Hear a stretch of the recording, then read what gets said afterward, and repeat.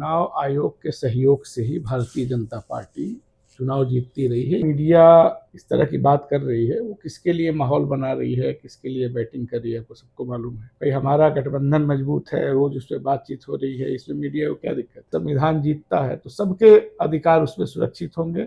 संविधान अगर हारता है तो फिर देश में कुछ नहीं बचेगा। तो कांग्रेस एक बड़ी लड़ाई लड़ रही है, पूरे देश में कहीं और भी एसआईआर कराने का साहस कर पाएंगे। कि पुलिस का काम अब अपराध नियंत्रित करना नहीं है, पुलिस का काम है एक खास कम्युनिटी की बीच हंटिंग करना, अपराधीकरण करना, वो वहां पे कर रहे हैं। बीजेपी कहीं पर भी जब जाती है तो भाई भाई में झगड़ा लड़ाती है। भारतीय जनता पार्टी को लेकर के एक चौतरफा नाराजगी आपको दिख रहा है। ये कुछ सांप्रदायिक हिंसा का माहौल बना सकते हैं कि जो अश्लील गाना गाने वाले लोग हैं उनको बुला करके अमित शाह मिल रहा है पॉपुलर कल्चर के नाम। भाजपा को हराना है, जो जहां पे हरा सकता है उसके साथ हम लोग खड़े रहेंगे।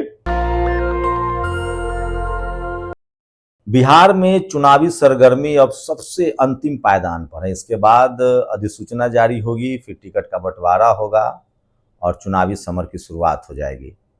कांग्रेस की तैयारी के लिहाज से बात करें तो राहुल गांधी ने बहुत पहले से ही बिहार पर फोकस करना शुरू कर दिया था। खासकर जो वीकर सेक्शन के वोटर्स हैं, उन्होंने लगभग 3 से 4 संविधान सुरक्षा सम्मेलन किया है, वोटर अधिकार यात्रा किया, प्रदेश अध्यक्ष बदला गया और 3 नए युवा प्रभारी बनाए गए हैं। इसमें से एक शाहनवाज आलम साहब हमारे साथ हैं, खासकर सीमांचल को देख रहे हैं। एक बड़ा फैक्टर बताया जा रहा है, फिर से कांग्रेस अपने जड़ों की तरफ लौट रही है और मुस्लिम, दलित ये उनके कोर वोटर रहे हैं। सर, आप सबसे पहले अगर चुनावी अभियान की बात करें तो राहुल गांधी ने लगभग 6 महीना पहले कैंपेन शुरू कर दिया था और 4-5 संविधान सुरक्षा सम्मेलन कर चुके हैं। उसके बाद वोटर अधिकार यात्रा हुआ। पब्लिक परसेप्शन भी है कि आपका ग्राफ बढ़ा है, कांग्रेस का ग्राफ बढ़ा है। लोग कह रहे हैं कि क्या कांग्रेस अकेले सारे सीटों पर तैयारी कर रही है? देखिए, हम लोग मान के चल रहे हैं कि अलायंस में जो भी जहां भी लड़ेगा पूरी ताकत के साथ एक दूसरे को उसमें सहयोग करना है। इसलिए बार बार हमारे नेता और जो आरजेडी के नेता हैं उनके तरफ से भी ये बात आ रही है कि हर सीट पे तैयारी है। यानी कि कोई भी लड़े, गठबंधन के लोग एक दूसरे का मदद करेंगे। इसलिए हम लोगों की पूरी तैयारी हर सीट पे है और जो दूसरे अलायंस अपने जो लोग हैं पार्टनर्स, उनकी भी तैयारी है। तो आपको कहीं पर भी नीचे रिफ्ट नहीं दिखेगा। इससे पहले के चुनाव में हो सकता है उतना अच्छा तालमेल न रहता हो, लेकिन इस बार आपने देखा कि पिछले 4 महीने में कई राउंड शीर्ष नेतृत्व के बीच भी बैठक हो चुकी है, यहाँ तक कि जिला अध्यक्षों के बीच भी संयुक्त बैठक हुई है। और जो पटना में जो रैली हुई थी उसकी तैयारी में भी हर जिले में मीटिंग हुई थी, सारे जितने भी घटक दल हैं। तो आप कह सकते हैं कि जो सामने गठबंधन है उससे ज़्यादा अच्छी बॉन्डिंग हमारे गठबंधन के बीच है और वही जीत का आधार बनेगा। आप कह रहे हैं कि हम लोग की लगातार बैठकें हो रही है, हमारा कोऑर्डिनेशन अच्छा हो रहा है जी। मीडिया खासकर टीवी अखबार चला रहा है कि बार बार बैठक हो रही है, कहीं बीच में कोई कॉन्फ्लिक्ट तो नहीं है? देखिए, जो मीडिया इस तरह की बात कर रही है वो किसके लिए माहौल बना रही है, किसके लिए बैटिंग कर रही है, आपको सबको मालूम है। भाई हमारा गठबंधन मजबूत है, रोज उस पर बातचीत हो रही है, इसमें मीडिया को क्या दिक्कत है। दिक्कत तो वहाँ पे है जहाँ आपस में एक दूसरे का सरफुटबल मचा हुआ है। आज तक तय नहीं हो पाया है कि जो एनडीए गठबंधन है वो किस तरीके से लड़ेगा, है ना। वहाँ एक नेता खुद भ्रष्टाचार में फंसे हुए हैं और मेरा मानना है कि खुद उनको उसी अलायंस के दूसरे लोग फंसाए हुए हैं। तो ज़्यादा कंट्राडिक्शन तो उनके यहाँ है, हमारे यहाँ तो सब कुछ स्मूथ है, इसलिए लगातार बैठकें भी हो रही हैं। हम मान के चल रहे हैं कि बिहार में इस बार सत्ता परिवर्तन होगा और उसमें सिर्फ कास्ट कम्बिनेशन मायने नहीं रखेगा। ओवरऑल जो बिहार की अस्मिता है, जो बिहार के लोग हैं, ये चाहते हैं कि बदलाव हो, चाहे वो जिस भी बिरादरी के हो। ऐसा नहीं है कि कोई अपर कास्ट है या किसी और बिरादरी का है तो बहुत खुशहाल है यहाँ पे। अब देखिए बिहार में कितना हिंसा हो रहा है, अपराध हो रहा है, बेरोजगारी बड़ा मुद्दा है। बेरोजगारी तो इतना ज़्यादा है कि आप सोचिए आपकी ट्रेनों का नाम क्या क्या होता है। आपकी ट्रेन का नाम है जन सेवा एक्सप्रेस, गरीब रथ, श्रमजीवी। क्या इससे तो ही जाता है कि आप एक लेबर स्टेट है ना। तो उस ट्रेन में चले जाइए तो आपको ट्रेन में हर बिरादरी के लोग मिलेंगे जो जा रहे हैं बाहर मजदूरी करने के लिए। इसलिए मैं कह रहा हूँ कि इंडिया गठबंधन को जो समर्थन है वो अक्रॉस जाति, अक्रॉस धर्म आपको मिलेगा इस चुनाव में। मुस्लिम समाज को लेकर लगातार कयास लगाए जा रहे हैं, वो मजबूती से वो लोग इंडिया गठबंधन के साथ हैं। रिप्रेजेंटेशन का भी सवाल उठ रहा है। वो लोग कह रहे हैं कि हमें समुचित भागीदारी, क्योंकि 20% एक बड़ी आबादी है उनकी। देखिए, कांग्रेस में हमेशा रिप्रेजेंटेशन मिला है, इंडिया गठबंधन में हमेशा मिला है। आप देखिए, कांग्रेस पार्टी ने इसी बिहार में जो मुख्यमंत्री बनाया था मुसलमान, वो तो किसी और पार्टी ने नहीं बनाया। असम में सैयद अनवरा तैमूर को चीफ मिनिस्टर बनाया था, महिला थी, मुख्यमंत्री बनी। आपके पौंडीचेरी में हसन फारूक साहब 2 बार चीफ मिनिस्टर बने। अब्दुल रहमान अंतुले साहब को चीफ मिनिस्टर बनाया महाराष्ट्र में, है ना। बरकतुल्ला खान साहब को बनाया राजस्थान में। तो कांग्रेस में सबके लिए जगह है। कांग्रेस हमेशा से रिप्रेजेंटेशन को ध्यान रखती रही है, और उसमें योग्यता का भी एक फैक्टर रहता है, जो जहां लीड कर सकता है।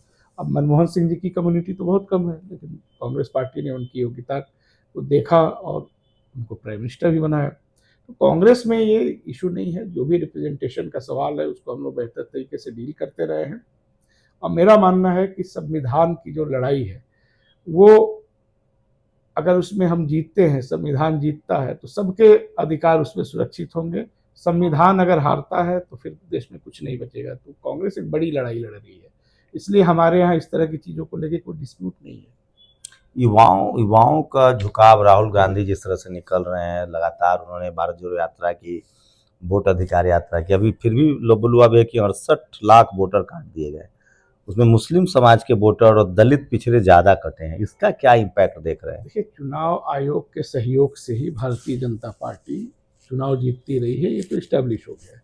दरअसल बीजेपी के जितने भी उपलब्धियां वो बताते हैं, वो कहीं ना कहीं इंस्टीट्यूशंस के गलत इस्तेमाल से ही हुआ है। चाहे आप 370 का देख लीजिए, बाबरी मस्जिद का देख लीजिए, जुडिशरी का उसमें एक रोल रहा। अब देखिए किस तरह से चंद्रचूड़ बता रहे हैं कि उन्होंने कैसे जजमेंट दिया। एक ही दिन में 18 रिव्यू पिटिशंस खारिज कर दिए गए। 370 पर भी उसी तरह है। यूनिफॉर्म सिविल कोड के मुद्दे पे जो 21वां लॉ कमीशन था, वो उसका विरोध कर रहा था। इन्होंने वेट किया कि उसका टाइम निकल जाए, फिर इनको सूट करने वाले जब 2 जज रिटायर हुए, जो हिजाब के खिलाफ फैसला दिए थे या लव जिहाद की बात कर रहे थे अपने फैसलों में, उनको ला करके इन्होंने 22वें लॉ कमीशन का सदस्य बनाया। यानी कि बीजेपी जिसको भी अपनी उपलब्धि बताती है, उसमें कहीं ना कहीं इंस्टीट्यूशंस के लोगों का मैनिपुलेशन आपको साफ दिख जाएगा। यानी कि बीजेपी और उसका एजेंडा भारत के लिए स्वाभाविक एजेंडा नहीं है। जुडिशियल एक्टिविज्म कह रहे हैं आपके मुसलमानों के खिलाफ खासकर हो रहा है, बुलडोजर चल जाए। बिल्कुल बिल्कुल, ये सब चीजें हुई हैं, और लगातार उत्तर प्रदेश में जहाँ से मैं आता हूँ वहाँ तो और भी ज़्यादा है। तो मुसलमान और दूसरे लोग भी, ऐसा नहीं है किसी मुसलमानों का ही घर तोड़ा जा रहा है। जब कोई सरकार जनता से नहीं डरेगी, तो वो जो चाहे वो कर लेगी। हम लोग सोचते थे कि इतनी महंगाई है, बेरोजगारी है, बीजेपी डर क्यों नहीं रही है, बीजेपी को डर क्यों नहीं लग रहा। हमेशा लगता था कि ये कुछ कृत्रिम टाइप की जीत है, क्योंकि जनता में आक्रोश है और सरकार को कोई डर नहीं लग रहा। भाई, जो हमारी मल्टी पार्टी सिस्टम है, इसमें तो जनता के दबाव में, जनता के नियंत्रण में सरकार को रहना पड़ता है। कोई भी सरकार डरी रहती है कि जनता नाराज ना हो जाए। अब पता चला कि ये लोग क्यों नहीं डर रहे थे, क्योंकि ये मैनिपुलेट कर रहे थे। और उसी तरह से यहाँ बिहार में भी इन्होंने प्रयास किया है, लेकिन मुझे लगता है कि बिहार की जनता इसका जवाब देगी, और यहाँ से जो जवाब जाएगा उसके बाद मुझे नहीं लगता कि पूरे देश में कहीं और भी SIR कराने का साहस कर पाएंगे। क्या ये क्या लग रहा है अभी, चूंकि अब मतलब दुनिया ग्लोबलाइज हो चुका है, अब सारी खबरें कहीं से छुपती नहीं है। अभी जिस तरह से बरेली का मामला सामने आ रहा है, आई लव मोहम्मद लिखने से पूरा विवाद शुरू हुआ, उसके बाद वहाँ बुलडोजर चल रहे हैं, लोग को जेल में डाला जा रहा है। लोग कह रहे हैं कि अगर बीजेपी आ गई बिहार में, कम से कम यहाँ एक सोशल फैब्रिक बचा हुआ है। देखिए, बीजेपी की कोशिश है कि हर चीज का उसके पास एक नया अलग तरह का सोच होता है, ठीक है। जैसे जो उत्तर प्रदेश में हो रहा है, पुलिस जिस तरह से दमन कर रही है, वो बेसिकली पुलिस एट्रोसिटी नहीं है, वो पुलिस की भूमिका बदलने की कोशिश है। कि पुलिस का काम अब अपराध नियंत्रित करना नहीं है, पुलिस का काम है एक खास कम्युनिटी की विच हंटिंग करना, उसके हर रिलीजियस प्रैक्टिस को क्रिमिनलाइज करना, उसका अपराधीकरण करना, वो वहाँ पे कर रहे हैं। और मुझे लगता है कि बिहार के लोग समझदार हैं, और बिहार के लोग उस तरह की चीज़ों को यहाँ करने के लिए कभी भी उतना स्पेस नहीं देंगे कि बीजेपी यहाँ सत्ता में आए या NDA की वापसी हो। क्योंकि बीजेपी कहीं पर भी जब जाती है तो भाई भाई में झगड़ा लड़ाती है। अब देखिए, इस देश में और किसी भी राज्य में तमाम लोग एक साथ रह रहे हैं, कोई दिक्कत नहीं। अगर कोई आई लव मोहम्मद कह रहा है, कोई आई लव विष्णु कह रहा है, आई लव कृष्णा कह रहा है, किसको दिक्कत थी। तो ये उत्तर प्रदेश में जो हुआ है, वो हिंदू वर्सेस मुस्लिम नहीं हुआ है, वो बेसिकली पुलिस बनाम मुसलमान हुआ है, सरकार बनाम योगी आदित्यनाथ जिस तरह से मंचों पर बिल्कुल, उसमें समाज कहीं इन्वॉल्व नहीं है। आप किसी भी हिंदू समाज के व्यक्ति से बात करें, उसको कोई दिक्कत नहीं है। अगर कोई मुसलमान है, आई लव मोहम्मद कह रहा, ईसाई है, आई लव जीसस कह रहा, किसी को कोई दिक्कत नहीं है। हिंदू भी इस तरह करते हैं, मुसलमान भी करते हैं। तो ये आप देखेंगे कि एक नया ट्रेंड आ रहा है कि अगर जनता नहीं दंगा कर रही है, जनता पोलराइजेशन में शामिल नहीं हो रही है, बहुसंख्यक समाज के लोग नहीं हो रहे हैं, तो वहां खुद स्टेट मशीनरी इस काम को करेगी, खुद पुलिस करेगी, लेकिन ये चीफ मिनिस्टर करेगा। कुछ लोग उसको बिहार से भी जोड़ के देख रहे हैं, लेकिन यहाँ बिहार में कम से कम आप 1 साल से घूम रहे हैं, आप सीमांचल के प्रभारी भी हैं, यहाँ वो फियर फैक्टर नहीं है मुस्लिम समाज में हो या, और लोग एक सेकुलर फैब्रिक है, ये एक उम्मीद जगाते हैं। फैब्रिक है और यही उम्मीद है और यही भाजपा के लिए बाधा है। इसलिए मुझे लगता है, इससे आप इनकार नहीं कर सकते कि जैसे जैसे चुनाव नजदीक आएगा, इस तरह की चीजें ये लोग यहाँ करने का कोशिश करेंगे। ये लोग पहले भी यहाँ किए हैं, एक बड़े मदरसे को तो जलाया गया था यहाँ पे, तो ये प्रयास करेंगे। लेकिन मुझे नहीं लगता कि जनता का उनको समर्थन यहाँ मिलने जा रहा है। इस समय लंबे समय के बाद भारतीय जनता पार्टी को लेकर के एक चौतरफा नाराजगी आपको दिख रहा है। चाहे वो उनका जो अपना एजेंडा हुआ करता था राष्ट्रवाद का, उस पर भी ये मुंह खाए हुए हैं।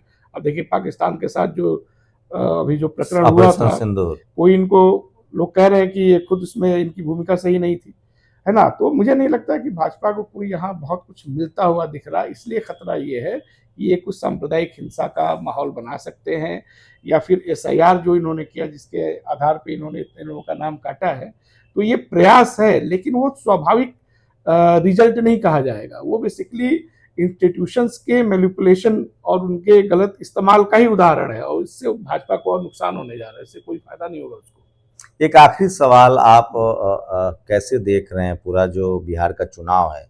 बीजेपी के पास पैसा है, संसाधन है, कहा जा रहा है कि उनके पास एक पॉलिटिकल अलायंस भी बड़ा है।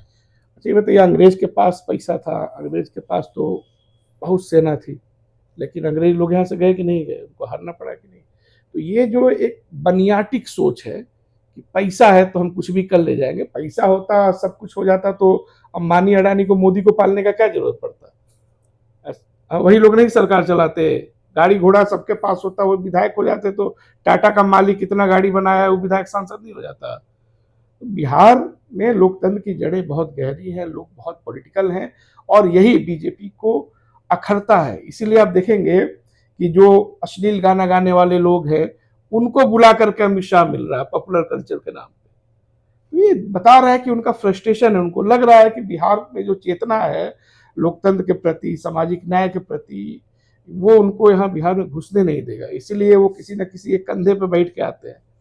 मुझे नहीं लगता कि यहाँ उनके लिए बहुत कुछ होने जा रहा है। कांग्रेस में भी एक सामंजस्य बना है, जो कांग्रेस लीडरशिप जो पार्टियां हैं, प्रदेश अध्यक्ष आपने बदले हैं, आप प्रभारी में डाइवर्सिटी दिख रही है। जी देखिए, पहली बार नहीं हुआ है बिहार कांग्रेस, तो मैं कह सकता हूँ ज्यादा डाइवर्सिटी पहले से रही है।